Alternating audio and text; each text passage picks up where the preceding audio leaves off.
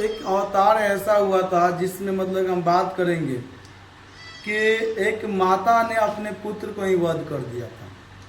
और यह कहानी मतलब कि बहुत कम लोगों को पता है कि जब मतलब कि वराह अवतार में जब मतलब कि विष्णु का तीसरा अवतार था उसमें जन्म हुआ था, तो मतलब कि जैसे वो भूमि के मतलब कि भूमि देवी से विवाह करते हैं यानी लक्ष्मी से विवाह करते हैं, तो वराह और उनके मतलब कि भूदेवी के शरीर से एक पुत्र का जन्म होता है जिसका नाम था उनके नरकासुर नाम था।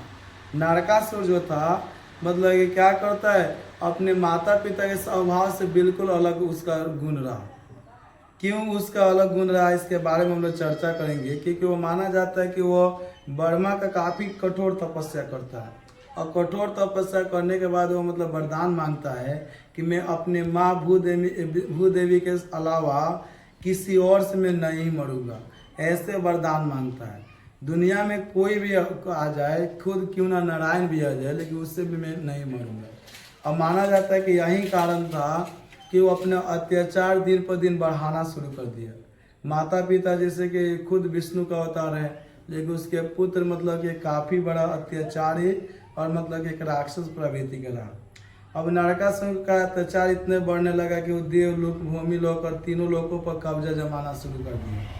यहाँ तक कि जो अप्सराएं थी और जो देवताओं के माता जो अदिति मानी जाती है, उनका मतलब कि कान का जो इति था वो भी छीन लिया था। बाली जो था वो भी मतलब कुंडल जो था उसको छीन लेने का काम किया था। साथ ही साथ अपना अत्याचार बढ़ाना शुरू कर दिया और मतलब कि पृथ्वी लोक स्वर्ग लोक और तीनों लोगों से क्या किया, मतलब कि सभी जितने भी सुंदर सुंदर कन्याएं थी उन सभी को क्या करना शुरू कर दिया, तो कैद करना शुरू कर दिया।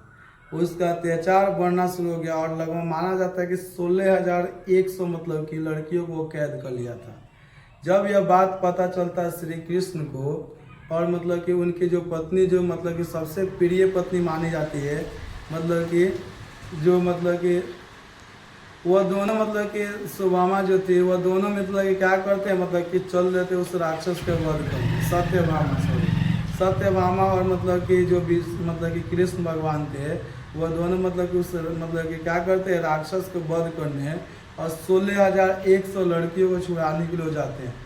माना जाता है जब वह दोनों जाते हैं तो कृष्ण भगवान अपने चक्रों से उसके मतलब कि सेनापति से लेकर उसके जितने भी खास जो भी रहता है लोग सबको वध करना शुरू कर देते हैं।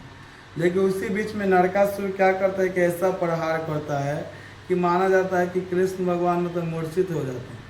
और जब मूर्छित हो जाते हैं तो सत्यभामा वो काफ़ी ज़्यादा क्रोधित हो जाती है और क्रोधित होने के बाद माना जाता है क्या करते हैं, नरकासुर को वहाँ वध कर देती है।